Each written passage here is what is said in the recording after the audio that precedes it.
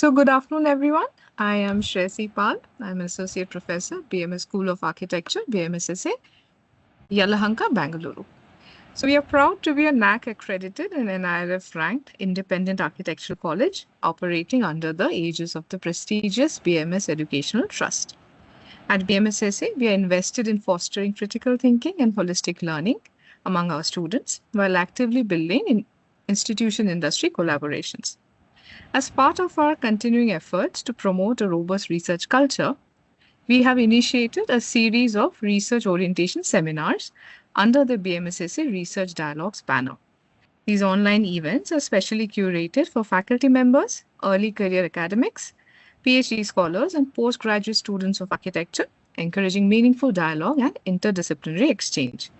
Today, we are delighted to host the 15th event of this series, a seminar on evaluating research methods, a case for the survey approach by Dr. Sonal Godania, CEO, Shivam and Sonal Company and former head of program at BITS Design School, Mumbai.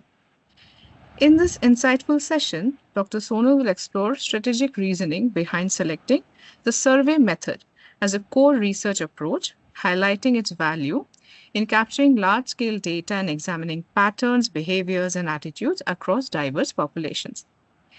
Meanwhile, let me extend warm regards on behalf of our esteemed director, Dr. Shaila Bantanur, who is right now a little engaged in an administrative meeting, who will join us in some time. Meanwhile, it is my immense pleasure to introduce our distinguished speaker, Dr. Sonal, who is a dynamic business systems designer, a strategic innovator, and an inspiring educator with a truly global footprint. She holds a PhD in fast fashion and project management and an MSc in information systems and business management from the University of Bedfordshire, UK. She has served in diverse leadership roles, including program advisor, strategy and operations at Think9 Consumer Technologies, Mumbai, where she led accelerator design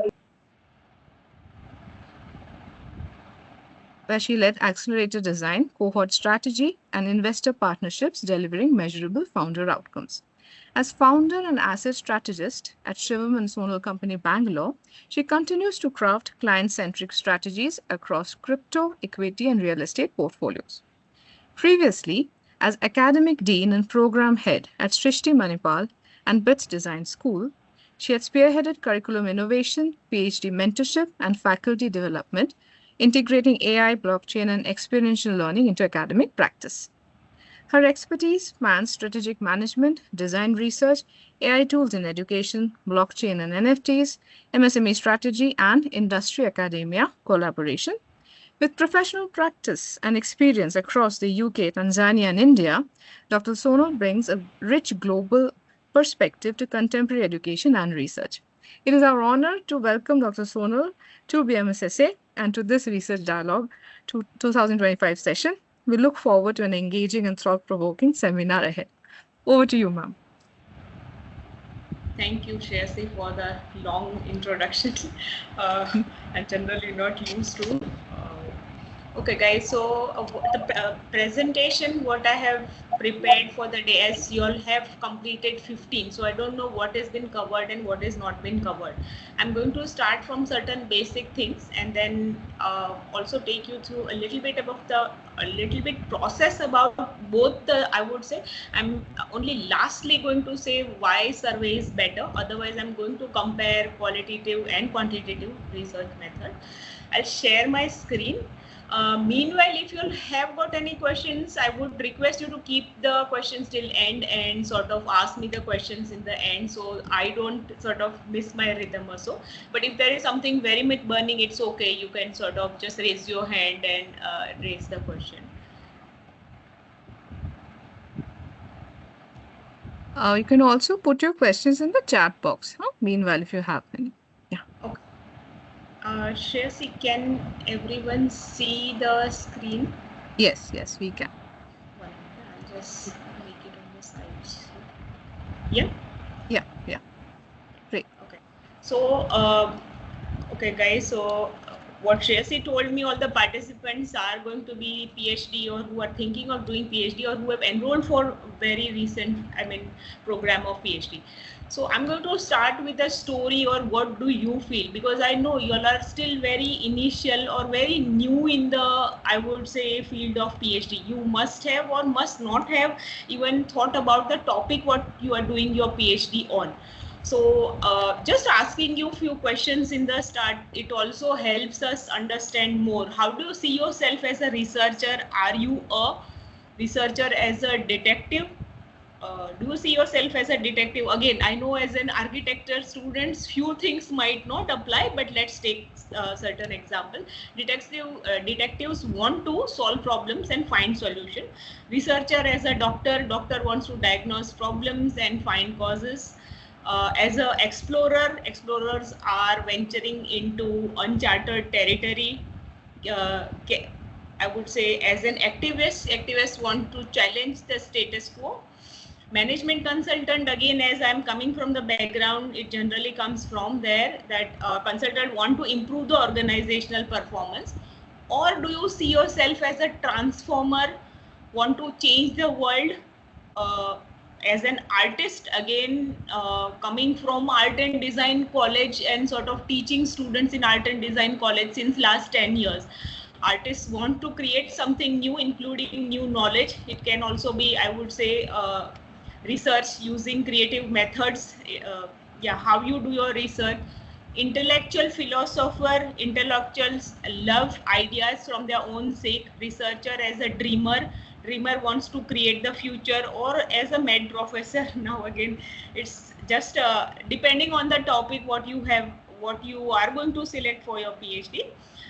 Professors think laterally, out of the box, something very new what you are trying to do. Now all these things, as I have read in the starting, but you will have to ask this question to yourself again and again, not at just this stage, but also at a later stage.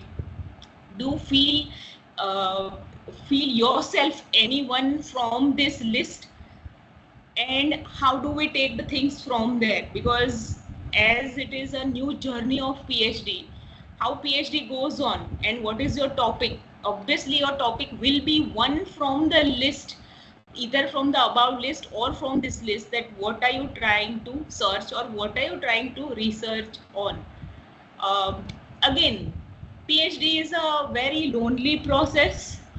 How people look at you now, this particular, all of you might be thinking, why this random particular drawing here? What is a pig? For me, a pig is a pig. When I put this picture on the screen, people generally say, oh, why are they showing us this pig and people surrounded? But see, this is how people are going to look at you.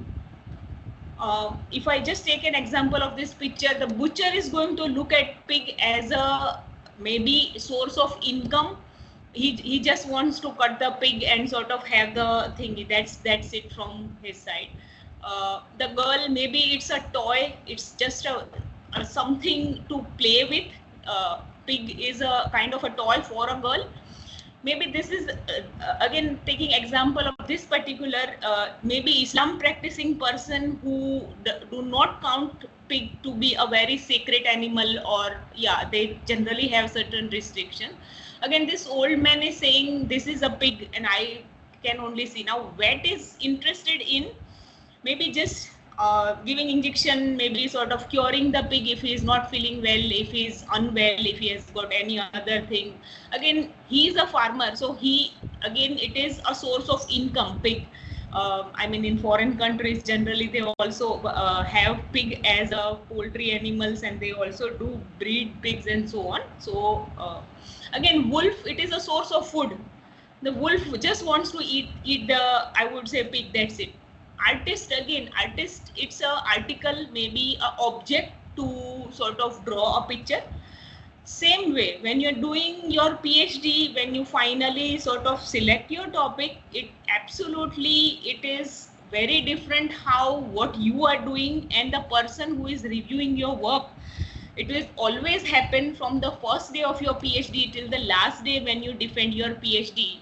what you are doing only you understand, and it is your duty to sort of responsibility to clarify the things very clearly. Why I did this PhD, why this topic, why this context, why particular method, and finally how you did the analysis, conclusion, and so on. So always remember that there are several perspectives to whatever you do, and people look at different things at a different angle. So you have to be very clear. What they call it is PhD also mainly based on a process. Process is very important in PhD and how you carry forward. Hello? Any questions?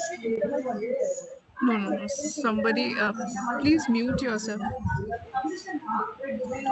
One second, I'll just check.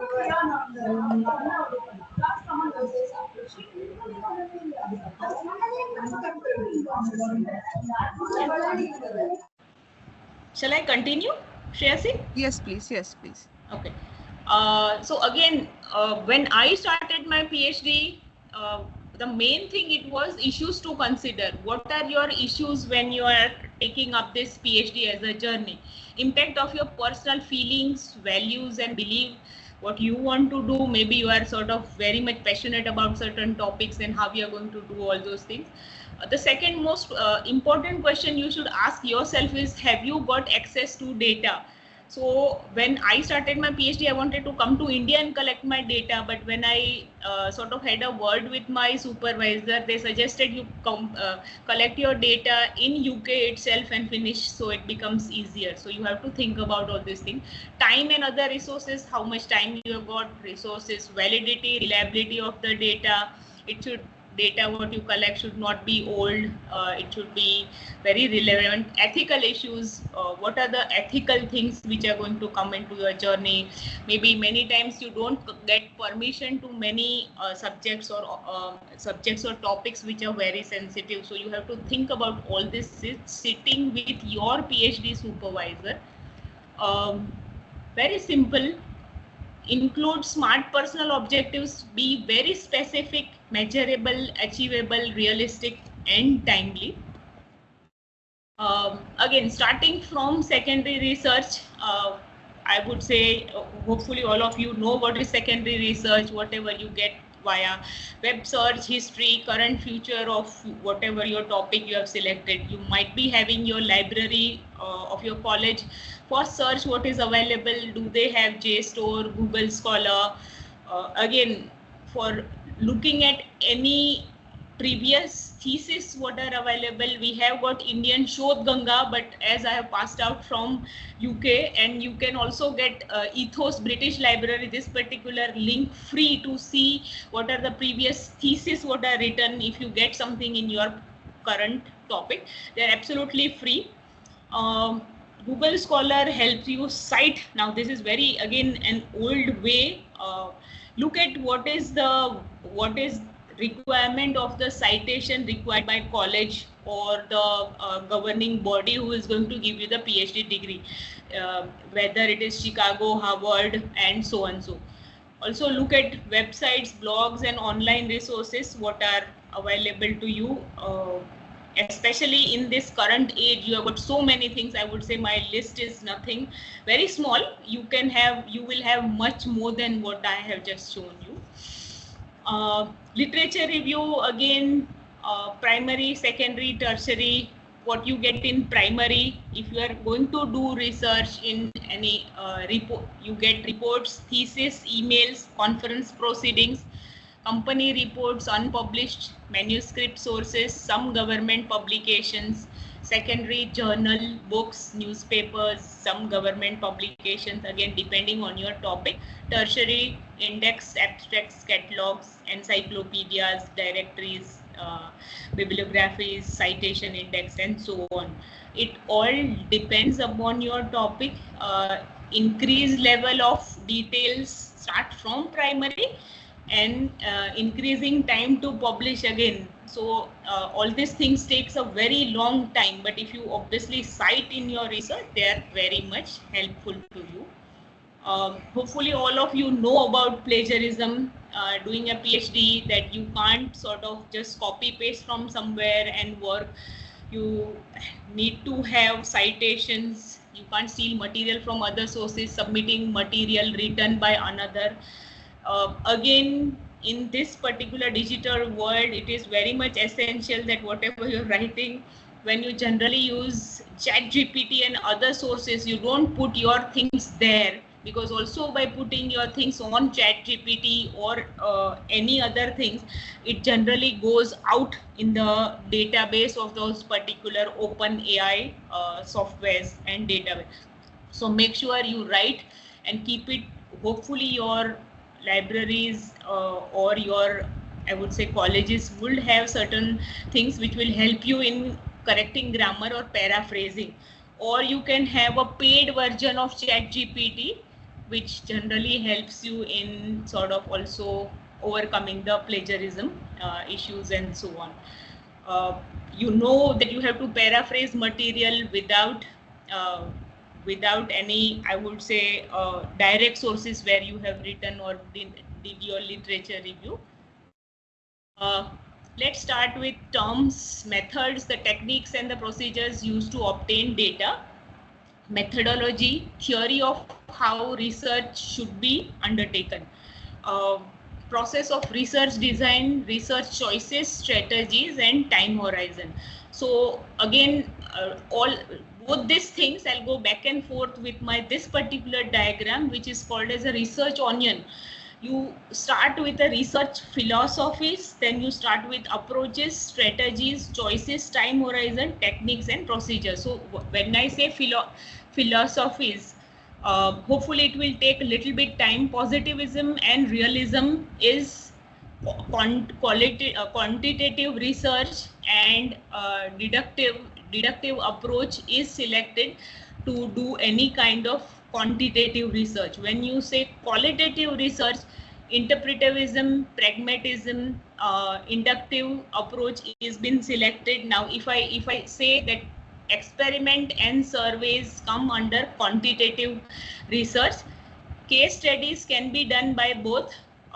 It depends upon your topic. Again, action research is where you are working in an organization. Suppose you are doing some research for your own college, that makes you that makes the topic as an action research, that you're also working with that organization and doing research, and hopefully whatever you're trying to find is going to be applicable in your organization. Grounded theory, again, it's a topic where you sort of, I would say, go deep into a topic and I would say how you collect your data again and again to make it a grounded theory, that no, we found this, I collected my data 1 month before, maybe again 3 months, maybe again 9 months after, and again 12 months after, and I found the similarities, or I did not found the similarities. Ethnographic research, again, ethnography is done something to understand any context. Kumbh Mela generally is a big example of ethnographic research, and people do ethnographic research. Currently also people are sort of looking at digital ethnography. What is the community, online community, social media, to look at the patterns and I would say human behavior in those particular contexts. Archival research, again, there are lots and lots of things which are being archived. Maybe if you're trying to understand the ancient Indian history, you don't get everything currently. You can't do current research. You can do only go and rely on archival research which is done already previously, lying with some libraries or some museums, and look at those objects. Mono method, only one. You are only doing qualitative or quantitative, and out of this only survey. You are not doing case study. Mixed method, you are going to use qualitative and quantitative both together to sort of justify why you did and how you did certain thing. Multi method, again, maybe you're going to do an experiment and maybe you're going to do an ethnography in terms of how did you collected your data. I would say time horizon. cross-sectional, longitudinal. Are you going to do something within very short span of time, or are you going to do it longitudinal? Longitudinal studies or research are generally done by big companies who have got time, 10 years, maybe more. PhD, very first thing what you have considered in time is you know that you have to complete your PhD at the maximum within 6 years, and everything has to be planned. I would say 6 years, you can't count 6 years. You should be done everything, collecting your data in first 1 or 2 years, generally what is been suggested. Third year, you generally spend writing and I would say then brushing up your final research. And this particular choices will sort of decide on your data collection methods and data analysis, how you are going to collect your data and how you are going to analyze your data. Now, even if you are not very sure about this outer circle, positivism, realism, interpretivism, and pragmatism, inductive and deductive, I'll tell you the very clear difference. Deductive is something which goes from, I would say, theory to data, quantitative research. You know something is existing and you want to clarify or verify doing surveys whether this and this exists. Maybe if you are doing in architectural research, the simple example is this mud going to be useful in the houses for maybe some sustainable material, as a sustainable material, and so on. When you have got this in written, and when you want to go and look at data what you're collecting, that do people use this mud or maybe this cement or maybe this particular sand or soil. When you say inductive, you don't see anything in theory. It's directly called data to theory. You directly you say that maybe this particular mud is very useful, and I'm going to first collect my data and then further see whether it exists in the theory or not. Rest all slowly you will come to know, but always my suggestion, this figure in the start will confuse you, but as you start doing your PhD, you will have more clarity with this particular figure. So data collection process and technique, let's start. When you say sample, what is the sample size of what you're doing your research? I would say very simple, or the very realistic answer is whole world is my, I would say, population, what I want to collect my data, but which is not possible in any way. You don't have that much time, you don't have that much resources, you don't have many of the other things for doing. You can't collect your data from the whole world. Second thing, there should always be a boundary for what you're doing. If you're collecting your data, maybe you say, I'm going to collect my data from Karnataka, I'm going to collect my data from only Yelanga, nothing more than, and I'm going to only look at fifth phase, fourth phase as a, I would say that, I'm going to only look at fourth phase or fifth phase area to collect my data. So population can be any size, but you have to decide on your sample that my sample will be only from so and so city, so and so area, this and that. It again depends upon how, where, and why, and slowly we'll uncover those aspects also. Now in sampling techniques, you have got probability sampling, non-probability. Now again, probability is for quantitative data. Simple random, systematic, stratified random, cluster, multi-stage. Again, where do you require, how do you require?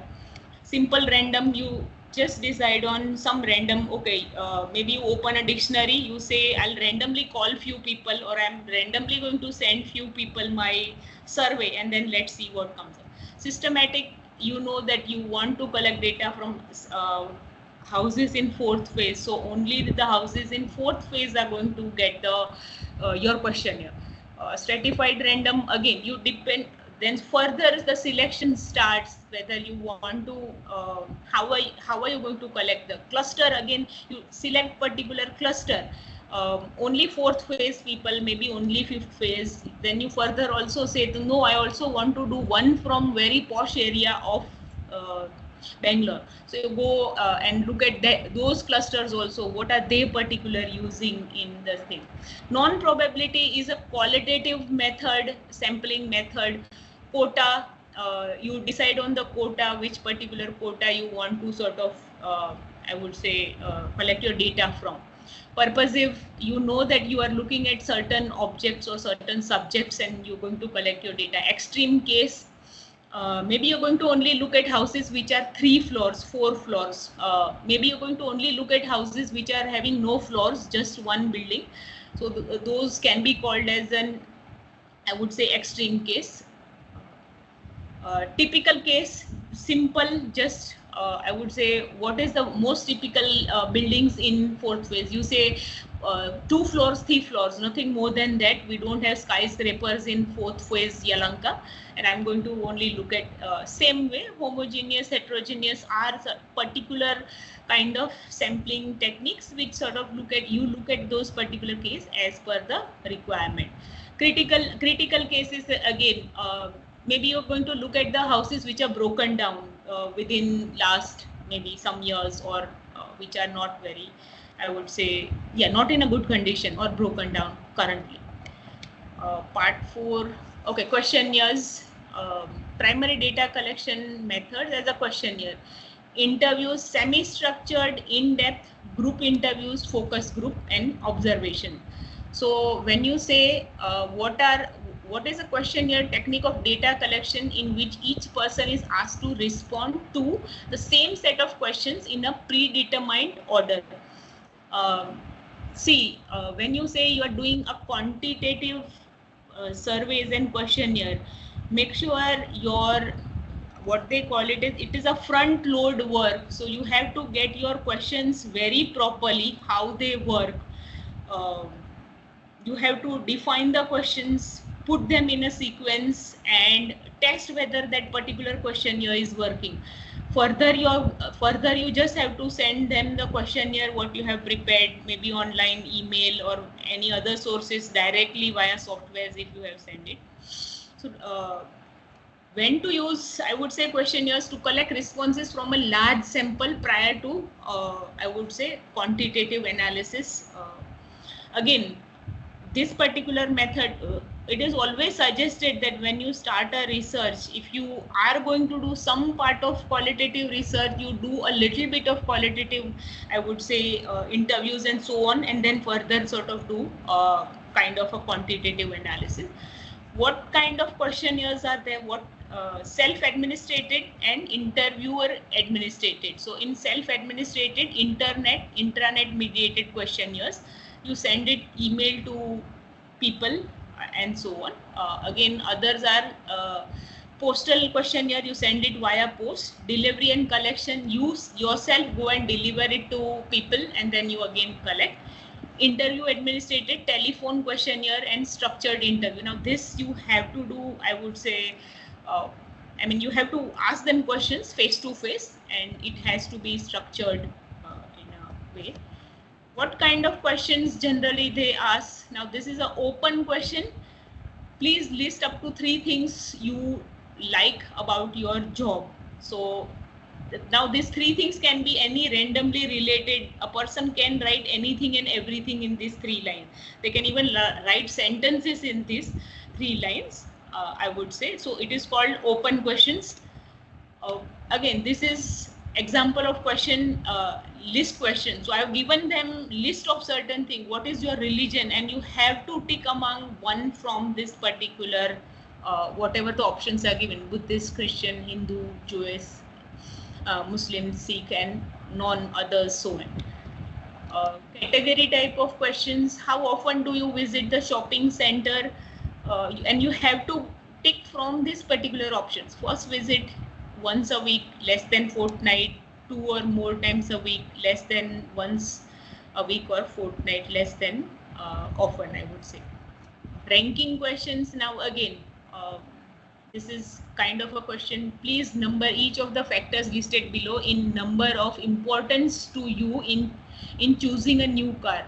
Number the most important one first, second 2, and so on. If the factors has no importance at all, please leave it blank. So if I say, if I'm buying a car, New car, what is my main important? Carbon dioxide emission, boot size, depreciation, or price. Maybe I'm buying it for price, maybe it is cheaper, and then I could list maybe 1 year, 2 maybe depreciation, and depending on your own preference. Rating questions. Now again, for the following statement, please tick the box that matches your view most closely. I feel employees' views have influenced the decision taken by management. Do you agree, tend to agree, tend to disagree, or completely disagree? So you have to again select the box what you feel is correct. This particular type of question is called rating question. What you have to consider is adapting or existing questions. Remember to check the copyright, question wording, translating questions into other language. If you're doing a research, if it is in some other language, and if you're going to translate it, you have to be very careful about translating it. Hopefully that makes proper sense to the person who is going to read. Question coding, again, closed question should be pre-coded to facilitate data input and analysis. So open questions and all those things has to be first decided, that what are this going to be called as, how we are going to code them, how we are going to write them. Important design features, logical order and flow of questions. So if you're asking about a particular thing, about a brick, so let all the brick related question come together, further maybe sand related, and further so on. Clear questionnaire layout, it has to be very clear, easy completed, so that you get easy completed responses. Hopefully all of you know that when you are sort of writing or developing a survey, you have to attach a covering letter. This letter should have more important thing, what are you doing, my name, where you are working, so and so, your research topic, and what you are trying to do, what you are trying to research and trying to find out. All those aspects should be very clearly concise, only one page letter. Introducing and choosing the questionnaire, pilot testing and assessing validity. So this pilot testing, we always generally say that you do it with your own colleagues or people who are there with you, who are doing PhD. Also try it with your supervisor and other professors bit senior than you. Only then you send your questionnaires outside. Again, experiments. Experiments are powerful research method used to establish cause and effect relationship by manipulating variables under controlled conditions. Now before I would say looking at the other aspects, see, experiment is also done in the science settings, when you say that maybe I mix this and maybe this is created. So those experiments are also part of this particular experiment, and not very kind of a structure, but you are trying to find out something new, manipulating an independent variable to observe its effects, and dependent variable, controlling extraneous variables to isolate the causal relationship, often includes random assignment to the group to reduce the bias. What are the characteristics of this particular key of this experiments? Controlled research, maintain constant conditions across the group, manipulating one or more independent variables are deliberately changed. Measurements, I would say dependent variable is observed and recorded. Replication, experiments can be repeated to verify results. So you take, as I said, one thing and two thing, and you mix and see whether those things are mixing, happening, something new is coming out from those. So you have to be under very controlled atmosphere, and you see whether things are working or not working. Now this independent variable and dependent variable can be changed. It also depends upon your topic, what you have selected. Common experimental design, true design, to experiment, random assigned control groups. Now I'm not reading the examples because they are generally taken from the startup.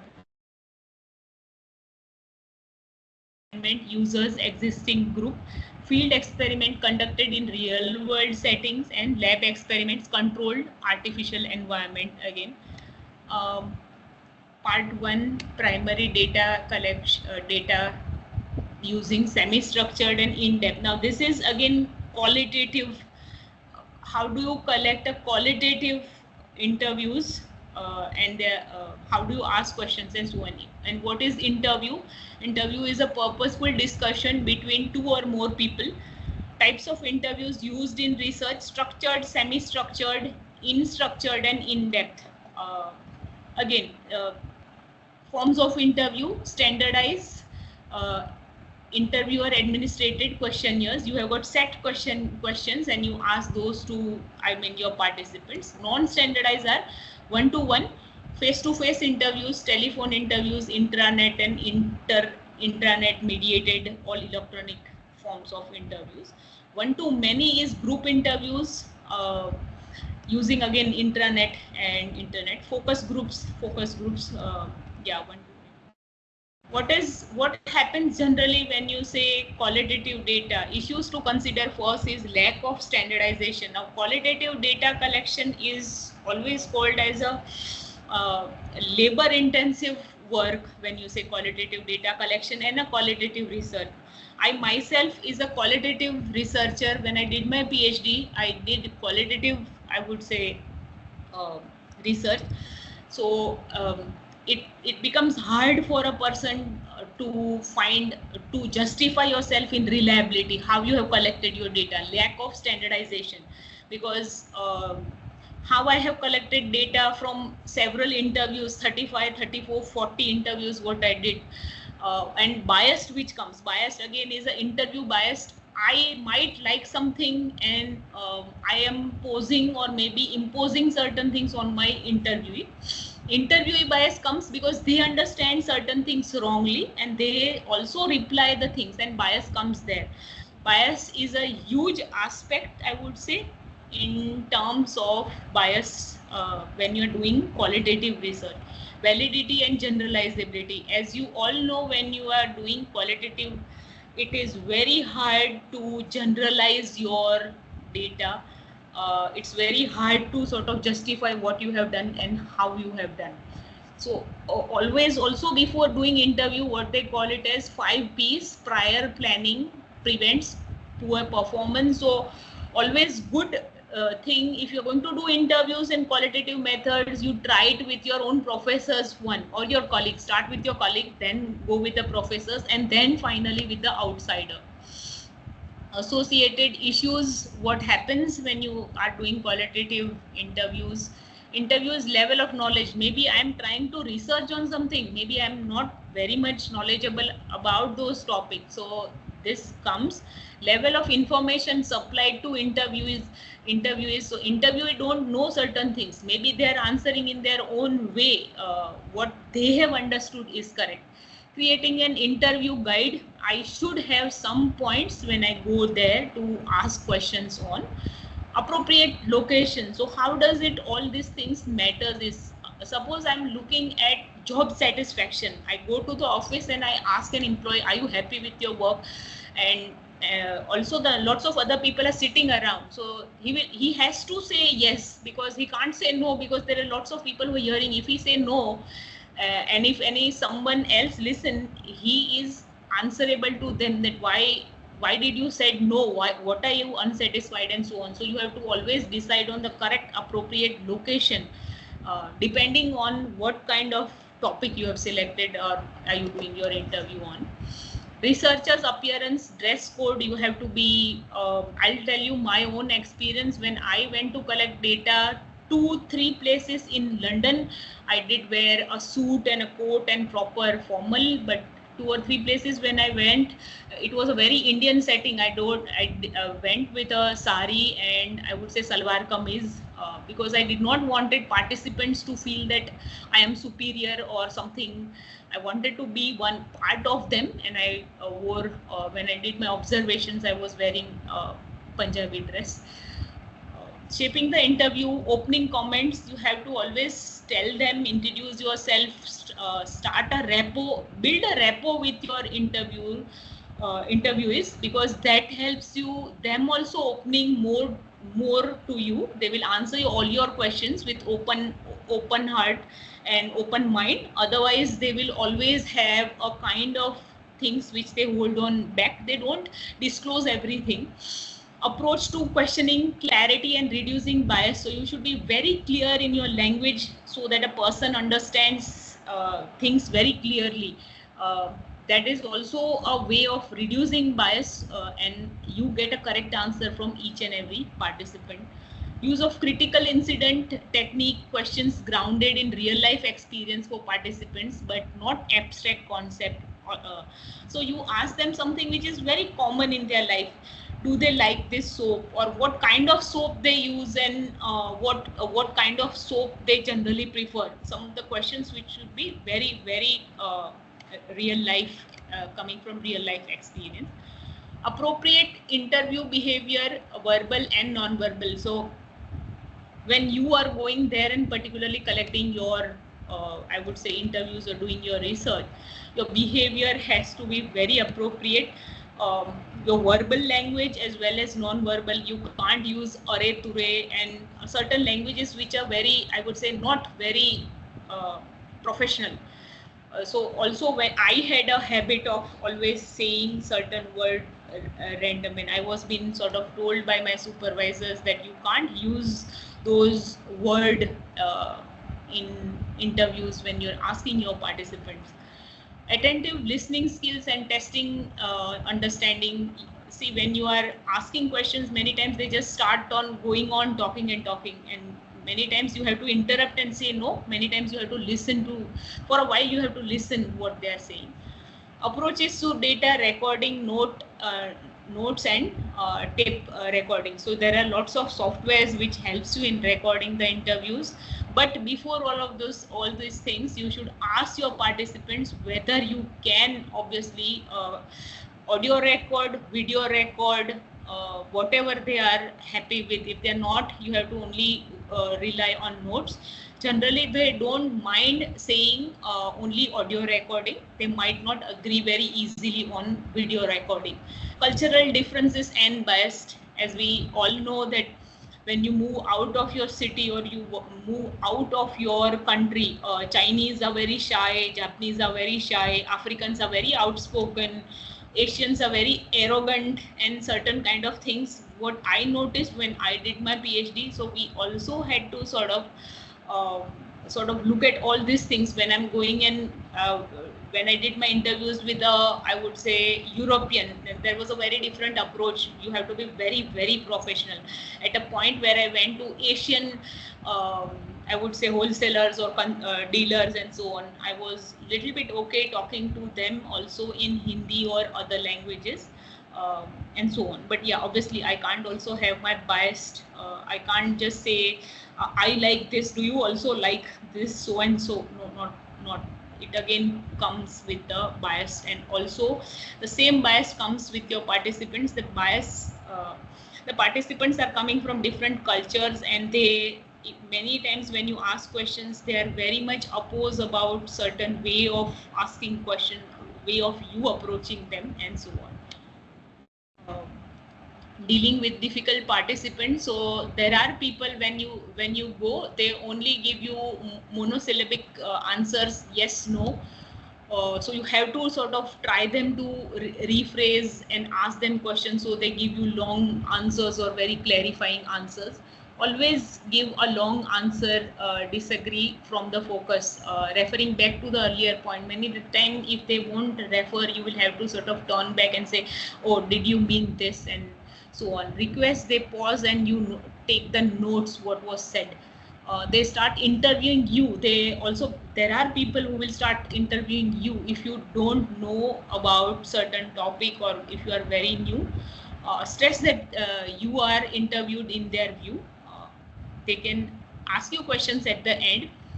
They want to show off their knowledge, criticize your research. Also that happens, that is very common, especially during when you are very new in your research phase.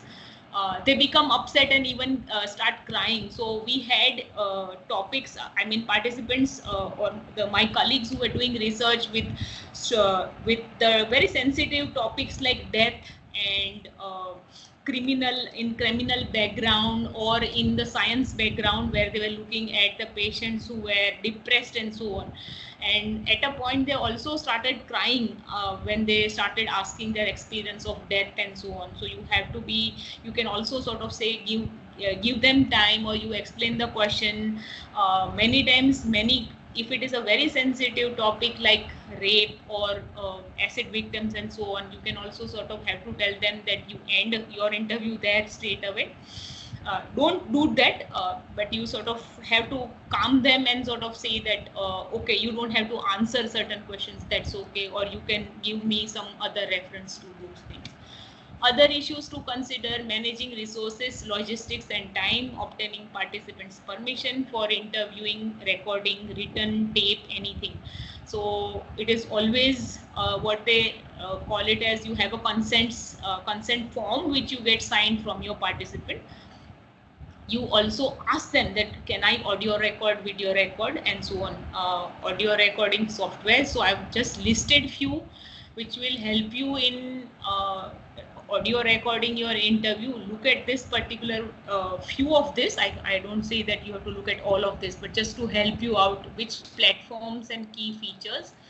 Again, let's go to additional form of interviews which are called as group interviews, focus group, telephone interviews, intranet mediated interviews. So now these are, only do this when you have got a little bit experience about collecting single, I would say normal. First you start with interviews and only then do with focus groups and so on, when you have got a confidence in yourself also.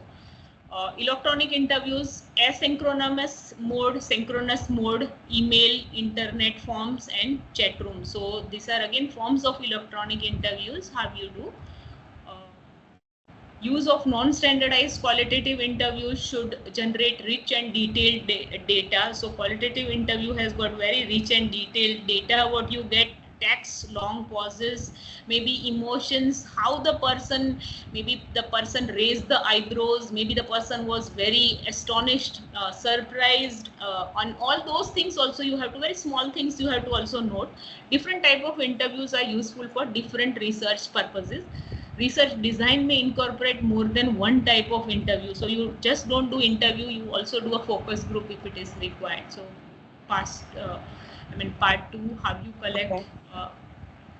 Sorry, any pause? Sorry, Shreyasi, I'm not looking at any. If anybody is putting any messages or so. They will ask mostly at the end of your presentation. Okay. So you can continue. So I'll continue. Yeah, please. Yes.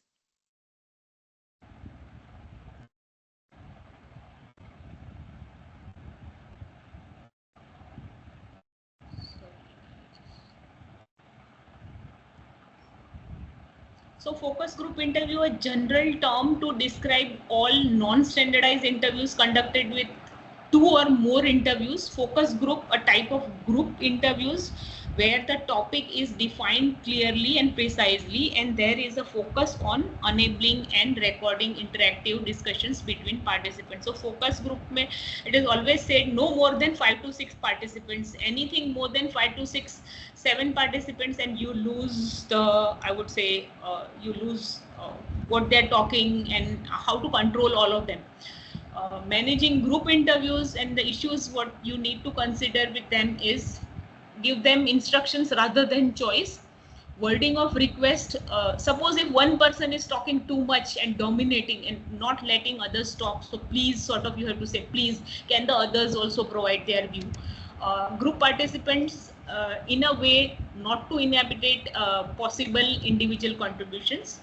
Unsure, balance participants from each and every interview, and make sure if you are sitting in a group, each and every participant should be given appropriate time to sort of respond, and everybody should have balanced participation in that particular interview. Location and setting, if you're doing a group interview, it is always good to have a location which you decide.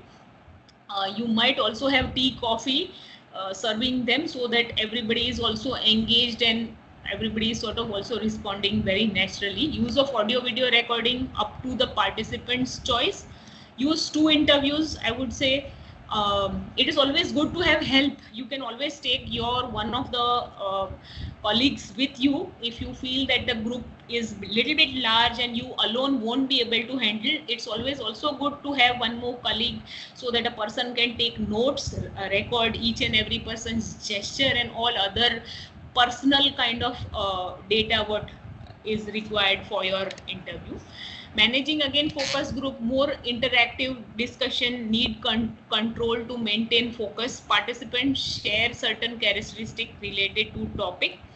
You have to select people who have certain, maybe you say I'll do first interviews with certain people, but then I'll call all the CEOs of the company to understand, real estate companies to understand really what is selling and not selling and so on.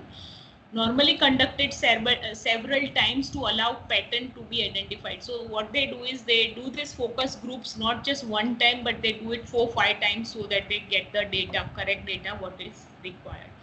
Collecting primary data through observations. Now observation is also one technique of collecting data in qualitative method.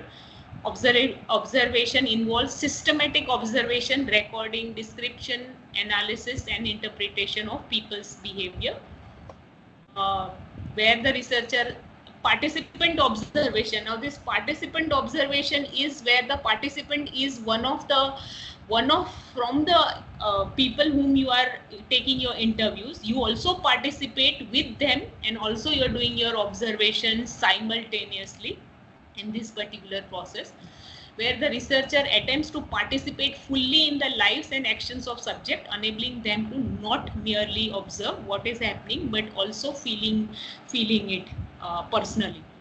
So what they call it as this particular, I would say the matrix shows is researcher takes part in activities where you are doing participant observation, complete participant. And when the observer as a participant, complete observer. So complete observer, the researcher's identity is concealed, is kept locked, is not revealed to them. Researcher's identity is revealed to, I would say, participants. They know that this person is also doing research and also sort of a part of their group. So you have to make sure what exactly you are in. Participant emphasizes the discovery of meaning attached to actions, qualitative. When you say structured observation is concerned with frequency of action. So when you say how much time a labor picked up a brick or a sand and how did they have to provide when the construction was going on, that's very useful, and that is a little bit quantitative way of looking at observation. So you say maybe in an hour a person picked up bricks and gave it and bent 300 times, 200 times and so on. I'm just giving example.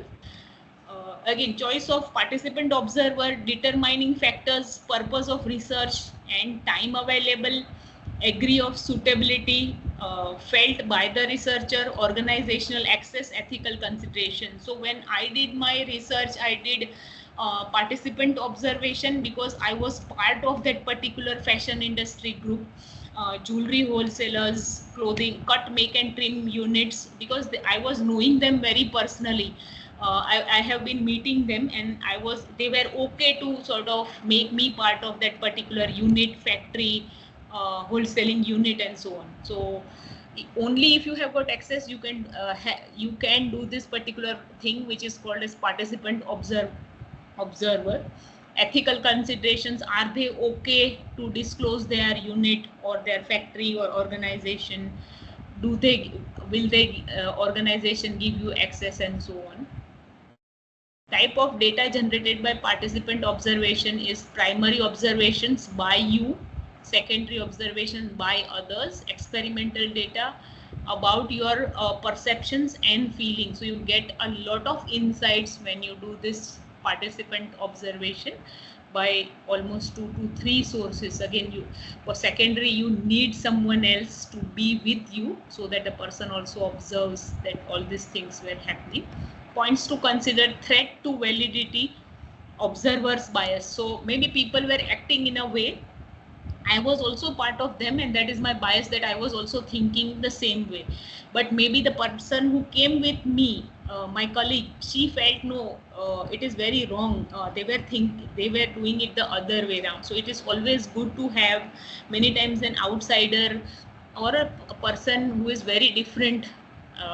Maybe your colleague who is not doing a research topic, who do not know much, but the observation of that person might be very sharper than us.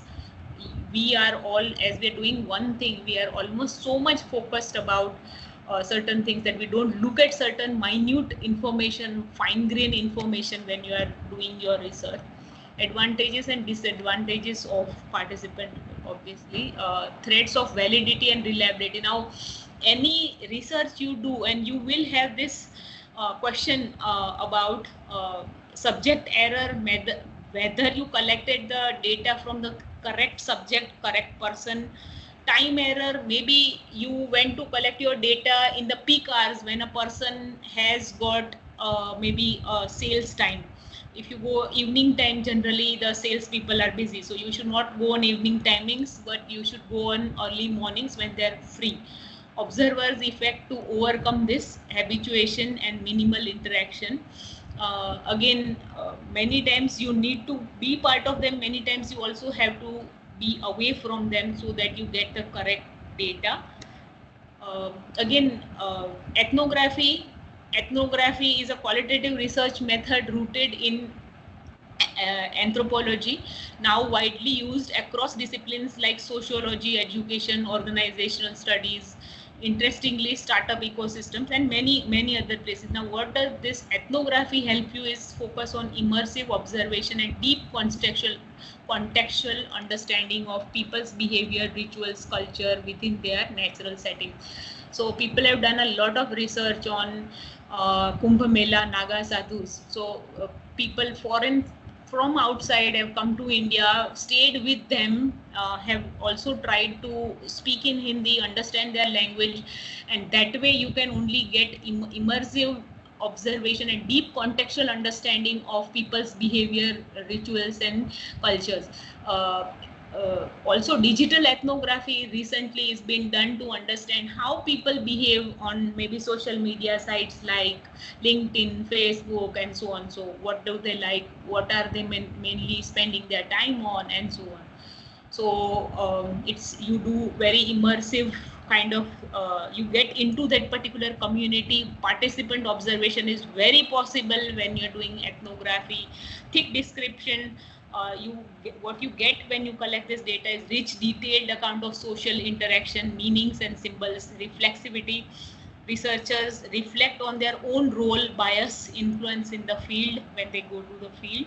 Inductive analysis. So this is obviously an inductive research. So themes, theories emerge from the data, not imposed beforehand. Common ethnographic method: field notes. How do you collect field notes when you are on field? What did you look at? Detailed, real-time, reflective observations. In-depth interviews, artifact analysis, examining tools, I would say documents, digital stress, photo, video editation, journaling. You have edited both researchers and participants' reflection. Let's now go to data analysis, starting with a quantitative data analysis. So quantitative data, you generally get data must be analyzed to produce information, and what data you get when you collect quantitative data is numbers, and for numbers you definitely require Excel, and I'll show you a few more softwares. Computer software analysis is normally used for this purpose. Data should be carefully prepared for analysis. Researchers need to know how to select and use different charting and statistical techniques to examine data relationship and its trends. SPSS very common. Generally, very first thing what I suggest is use, if possible, use Excel first to understand certain things, and then you sort of export those things to SPSS, Strata, or SPSS, and other software. Now, I'm not going to go in details or neither strengths or common use cases. The reason behind it is this is too forward for you. I'm just trying to explain that these are the analysis tools. few must have used, few must have you must have not used, so it's okay. You need to tabulate the data. Power BI, all this data visualization and exploration tools will also help you out how your data looks and making patterns, maybe understanding really what does it then. Mathematical and engineering analysis do also use this softwares called as MATLAB, Python, and so on. Mixed method, you can use NVivo. NVivo is for qualitative data, but it can be used for mixed method and survey analysis. So yeah, we'll directly go to the main consideration, preparing, inputting, and checking the data. So when you have collected the data via survey, type of data what you have got is a scale of measurement, data formats for input to analysis softwares, impact of data coding on subsequent analysis, error checking. You might also have data which is missing. You have to do a cleanup of data when you have got especially questionnaires and survey as one of your method. So if we just take example of this particular data metric, so we look at this particular ratio data. Ratio is salary and the age. Nominal data is 1, 2, 3, 4. Again, employee, maybe number. Determinist data is again sex, male, female, or it can be trans, or maybe don't want to disclose. Discrete data is again age and children's. And now you know that age cannot be 101. No employee will be working till the age of, you know that it maximum can be up to 65 if the depending on the company's rule. And children's also you can't have big numbers. At the maximum you will have 4 to 5. Generally even 4 to 5 is a big number, but how it's ordinal data is educational, I would say O levels, A levels, depending on, again, you can also say graduate, postgraduate, and so on. Continuous data is salary, 10,000 to maybe whatever numbers they have given. Exploratory analysis can include specific values, highest, lowest values, trend over time, proportions, distribution, design diagrams, and tables can display those things. So if you look at this particular example, the total carbon dioxide emission in 2025 by European Union. So they have shown all the countries of European Union and who was the highest, maybe who produced the highest carbon dioxide emissions, and you can clearly make out, okay, maybe the Germany was the highest and the second highest was United Kingdom, maybe the third highest was Italy, and so on. So this bars, charts, and all those very easily sort of can represent and show you using those statistical data.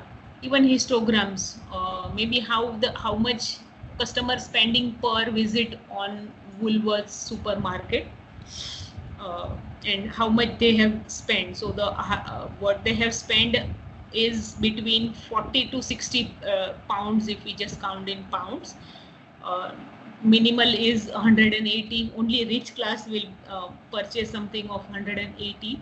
What is the most common is 40 to 60. So median and mode, when you look at general statistics, what they are, how do you analyze your data, what you have got, what is your mean. Mean is the average you have used to whether you add all, where you sort of add up all the numbers and then divide the number by numbers. The median is the middle value in the list of numbers, and mode is the value that occurs most often. So when we saw in the previous 40 to 60 was the most often what people did the purchase, I would say, in the example. If the number in the list is repeated, then there is no mode for the list. So it depends also upon the list, how much people have really bought what and so on. Data for quantitative analysis can be collected and then coded at a different scale of measurements. Data type constraint the presentation, summary, and analysis techniques that can be used. Data are entered for computer analysis as a matrix and recorded using numerical codes. Codes should be entered for all data values. Existing coding scheme enable comparison. So depend how you take all the data, how you have coded, and then you do the comparison to show the histogram. And data must be checked for errors. Initial analysis should use both tables and diagrams. Subsequent analysis involves describing data and exploring relationship by using statistics. More complex statistical, I would say, you can use the SPSS and further R and so on, whatever have been listed. Longitudinal data may necessitate different statistical techniques. So if you're doing more longitudinal study, it might require a very different techniques also, or statistical techniques what you use for.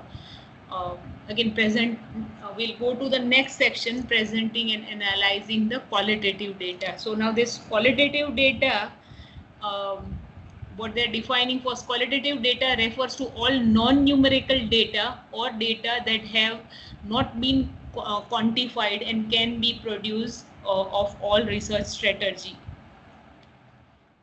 Now you look at the distinction between qualitative and quantitative. The quantitative is meanings derived from numbers. Qualitative is based on meanings expressed through words. Collection results in numerical and standardized data. Collection results in non-standardized data requiring classification into categories. So once you get this meanings, word, number, you have to classify the data into certain themes and patterns, and then you get the analysis conducted through the use of conceptualization.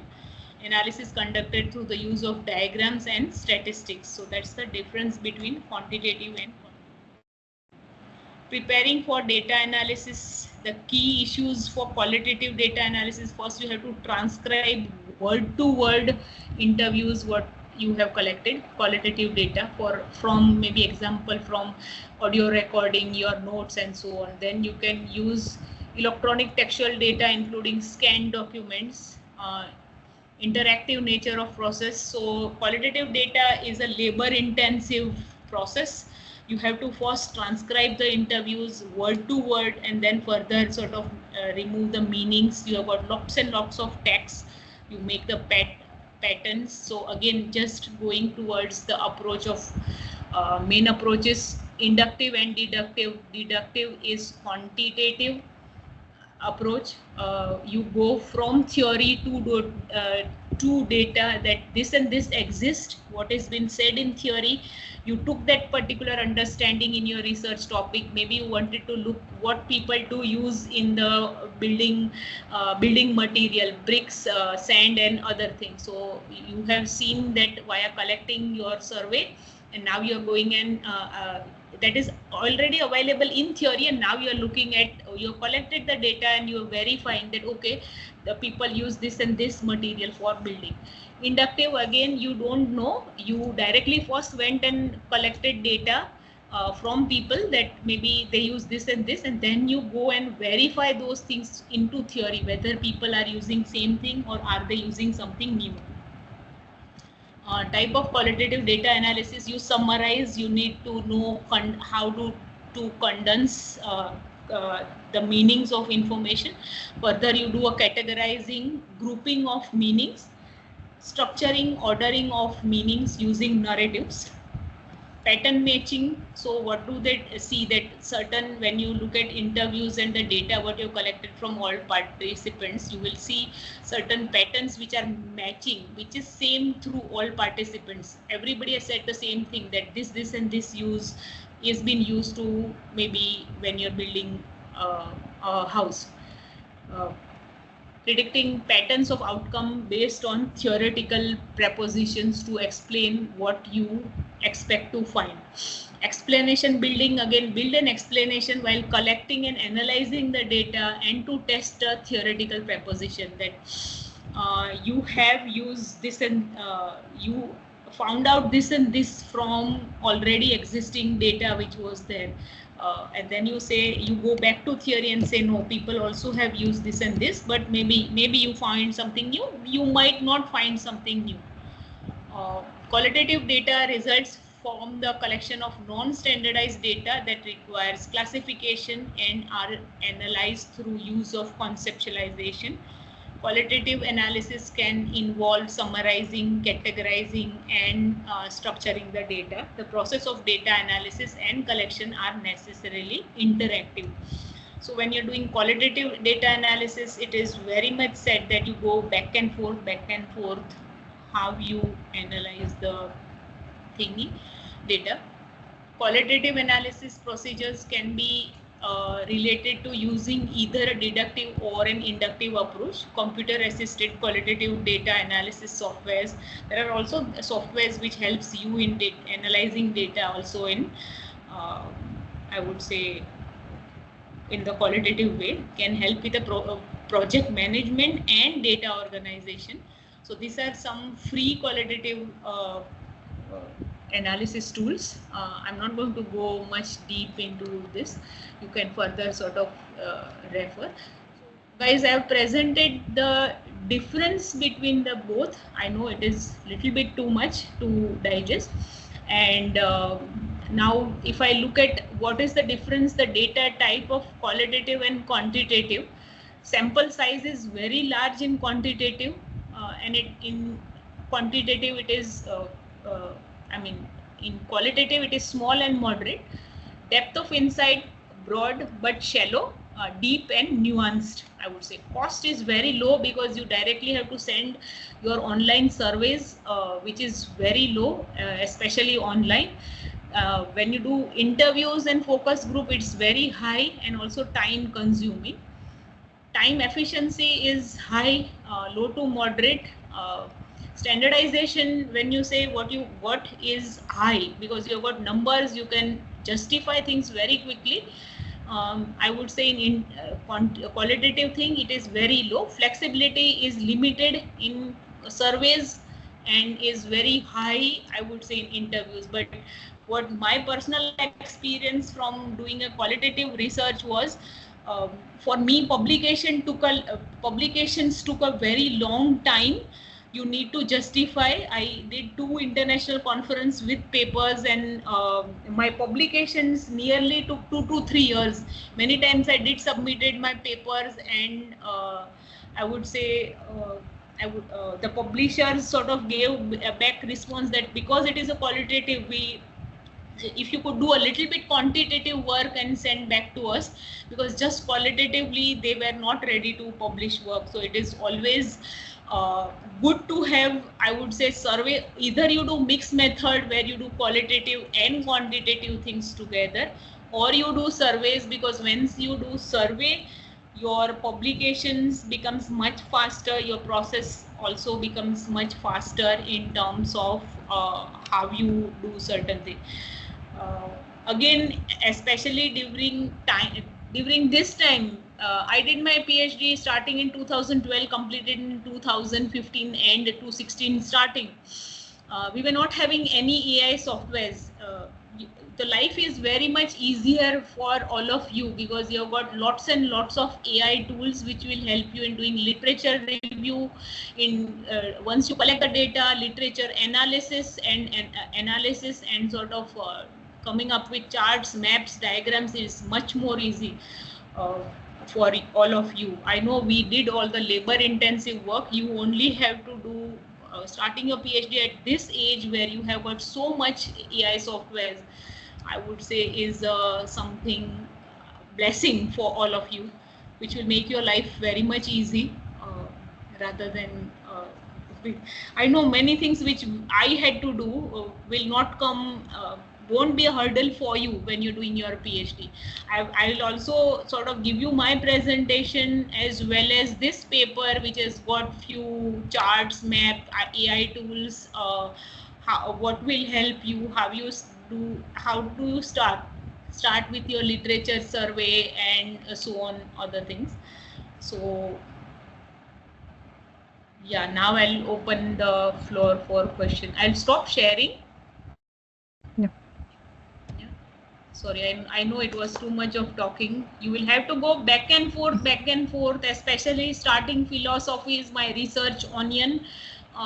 When you're doing your research, and what is PhD is justifying yourself. I'm doing this and this, why I'm doing, how I'm doing, and how I did and why I did is justifying yourself that I'm doing PhD and I'm how I'm correct. How I'm correct, I would say. Ethically, I'm correct in all the things. Yeah. Any questions? Any doubts? Yep. Participants, you can unmute yourself and ask questions, or you can type in the chat box. No? Meanwhile, I was just since you referred to your own research and it seemed very interesting. So you had done multiple interviews and focus groups, right? I have done focus group. I have also done organizational ethnography, because as I was part of the research context, I was easily able to get access to all the organization, which was, again, I'll tell you, my participants were cut, make and trim units from Leicestershire, where they generally cut the clothes and stitch it for big brands of UK. There were jewelry wholesalers and retailers, two designers. One was cloth designer and one was the, I would say, jewelry designer. So rest of them were all jewelry designers. Yeah. Manufacturing units in Leicestershire and one manufacturing unit in London, which was again for a jewelry designer. I was just wondering if you could share a few anecdotes. Like, did you have in focus groups and in group discussions and all, you have sometimes disagreements. So how did you tackle those kind of dynamics? Again, see, you need to be little bit, little bit outspoken and clearly say that, oh no, you can't. Can you now please give turn to the other participants who can also talk about their own experience and so on. I think so. We had enough kind of inputs from you. Can we also ask this participant who have not spoken anywhere? So you have to, what we can call it as an, you have to be little bit. I mean, you have to control the whole session, but you also have to be selfish a little bit, rude also. I don't say very rude, but you sort of you have to give a shut up call to the participant who are being over enthusiastic and always sort of pushing their voice first. So yeah, I had some participants, not very aggressive, but yeah, there were participants, what I could say, a bit hard participants, where I had to say, okay, now let's also give turn to others also, asking their views about what they think and how they think certain things will work. Another question I thought I'll ask, you mentioned about informed consent, and see, in India, if you're interviewing people, most of the organizations and institutes still do not have an ethics committee, right? But when you want to publish this, you need, most publishers, they would want you to show them a clearance from an ethics committee. So in a very practical sense, how do you think people who are particularly starting the journey now, who might be planning their surveys, and of course they will have human subjects, so how should they go about doing this? Because they have to publish. They will not have an ethics committee. So you can also have a committee which sort of says or give a letter. What we used to do in Srishti, where my students were undergrad and postgrad, we just were giving letter that the student is working on capstone or doing some research, and we allow and we will keep the data confidential. This data won't be published anywhere for marketing or any other purpose. And we won't even disclose if they allowed it to use us their videos. We also gave them very clear written consent that it won't, your particular participant won't be disclosed for advertisement or anything else. What you can do. Ethical committee are there for big universities. So if you don't have it, it's absolutely okay. Also, the letter can be given by research coordinators. Yeah, research committees who sort of give approvals to the maybe progress or maybe next now continue towards the literature review, data collection phase and so on. So this is something that we all need to be careful about, I think, because finally if you go to international publishers, this kind of paperwork might be needed. Yeah. I was lucky enough, I was being given go ahead from all my participants for audio recording. Video, only one person allowed it me to.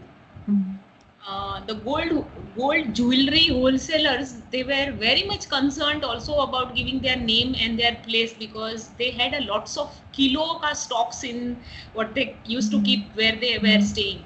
So they did not wanted their identity and addresses to be disclosed. Plus, when they were talking about certain things like how do they save tax, they used to get the gold from Dubai and what they were doing. Many times they talked about all these things when I said, okay, now I have stopped my video recording, and then only then they disclosed about certain jugaad things what they were doing. So it is very natural.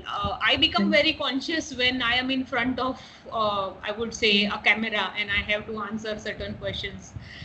Why and how and so on. I also won't disclose certain things which I am doing very personal. But once I know that there is no camera, I can then further say, okay, we do like this to save tax, we do like this to save our labor and other things. So yeah, that's human nature, and that happens. Especially in Indian context, you will find more of these things. Another thing, because as you said, right now there's a time constraint within which PhD needs to be done. So, and you had also mentioned online platforms, right? Google Form, SurveyMonkey, etc. So that is one part of it, the online platforms that we can use. And also there are lots of organizations who do the survey on behalf of the researcher. Suppose you have a big sample and you so any particular list of precautions on how the researchers need to be careful while using both online platforms and also the various organizations that help you with your survey. Maybe you cannot, some you do the pilot, you do some yourself, but maybe you cannot finish everything. So a lot of people who are just starting PhD, etc., they might want to use these services, but in what way should we be careful? If you could dwell on that for a bit. Again, I would say this depends upon the research committee. What softwares, certain softwares might require the licensing and I mean all those things. First, you need to consider the cost, licensing, and other thing. Many and yeah, I think so. Rest other things are not depending on. Hopefully, when a researcher is doing research, then further all the questions, but I would still request that the one or two people from research committee go through the questionnaire, that there is no certain sensitive questions, no certain sensitive topics which are which might create some problem for organization, I would say, rather than the participant. The participant also should be safe, but your college also should be safe in terms of certain topics, certain things won't be disclosed.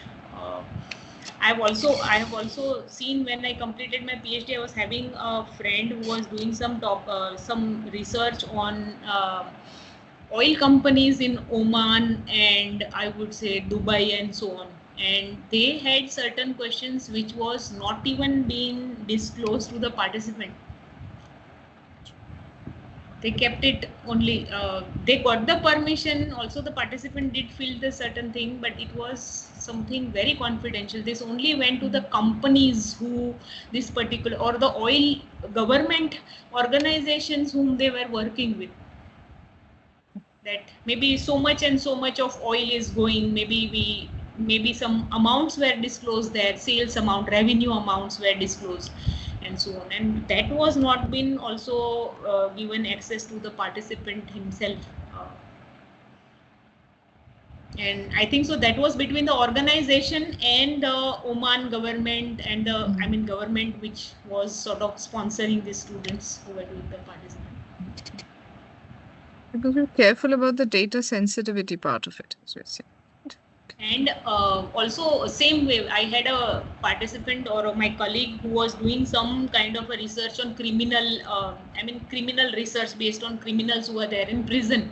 And during the interviews, the police and the organization she was working with some of the cyber securities and those kind of companies also. So certain information which was given by police or the criminals, was kept very, very confidential, which was not even published anywhere, neither in the thesis, neither in it only directly went to police, how these things are done.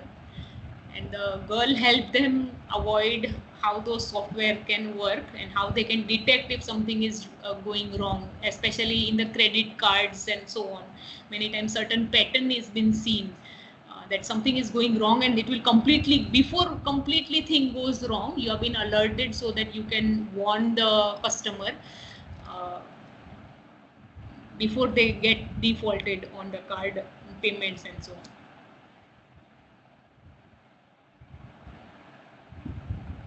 on. Any questions from the participants? I think, yeah.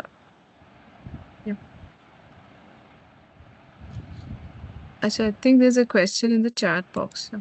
Yeah. Yes, Elsa. Yes.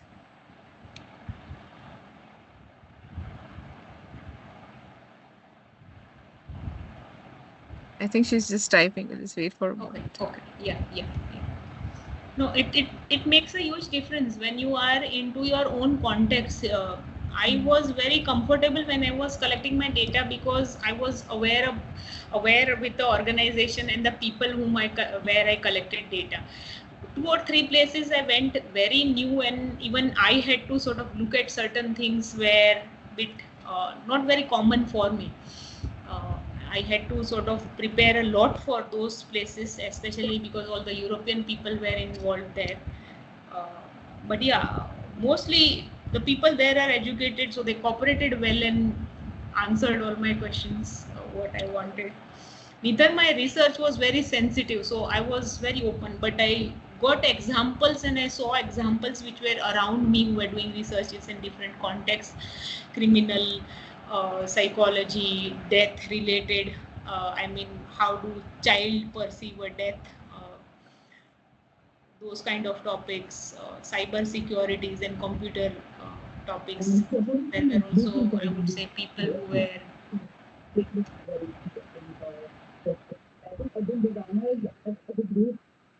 participant. Hello. Okay, so I got a question from. Question is about participant for this. So I would say for this particular question, you have to make your participants. You meet your participant in a time where it is peak hours, maybe early morning. Even if you've gone in evening and you feel that the person is not very participating, not very dull and so on, maybe give a time, make the participant walk a little bit, provide something, tea, coffee or snacks, so that they little bit get some break, and maybe change the topic a little bit, twist and turn around the topic, some other topic, and then come back to your topic, what you are doing on, and then see how it works on. Do participants refuse to do follow-up interviews? Yeah, there are people who will say, "Ek baar de diya na, I'm not going to now go and sort of give you any further information." That happens. But if it is important, you make sure you are well prepared before itself, so that you don't have to do any follow-up interviews. It's always suggested that you take all your questions first time only, because there will be people who might turn up and say, "I don't have any more time now, I'm busy," and that's all. Especially it is said that you do it first with your colleagues, then your I would say supervisors, and then you go to final participants. And also in participants, I would say you list down all your questions so that you don't have to do any follow-up question. It is always also suggested first do interviews with people who are friendly, who you know that you can, even if you miss something, you can easily go and do a follow-up interview with them. It's always a good practice. For member checking and all, some follow-up will be required, no? So that way, yeah. So you always also tell them, inform these things that we might require certain things to re-verify certain things, and we'll come back to you again. It's okay if you can give me time on Saturday evenings, Sunday evenings, little bit, 1 hour here and there somewhere when you feel that they are okay. And if the participants are very exhausted very, I would say, I've also interviewed people where they were in a very angry mood. So you have to calm down for a while. And generally the data which comes up, you get the data when the person is very aggressive or angry or maybe a broken down, is not very reliable. So it's always good to give some time, relax, ease the person, and then come back to your question. I think that's all the questions we have today. Thank you so much for the very informative session, ma'am. Thank you. And what I will do, Shreyasi, is I'll send you my presentation so that everybody I can share it. Yeah, you can share it. I'll also send you the Word format. The Word file where I've got some softwares which will help them in doing the research, from literature review to analysis tools and so on. Yeah, sure. Thank you so much. Yeah. Thank you. Once you share, I'm really happy. To all the participants. So good participants that did not ask me much questions, and very useful questions they asked me. Thank you. I would say, hopefully wish you all the best for all your further endeavors and your projects. If you need my help, you can anytime contact me if any further follow-up. If you feel or have any follow-up, I would say, question from the session. Yeah. Sure, ma'am. Do visit our campus when. Yes. Once sometime we can have a more intense discussion. I think online has its own limitations. But it was a very informative session. Okay. Thank you, ma'am. Thank you, all the participants. I'll be sending whatever ma'am shares along with the feedback form to all of you in some time. Right? Thank you so much. Thank you.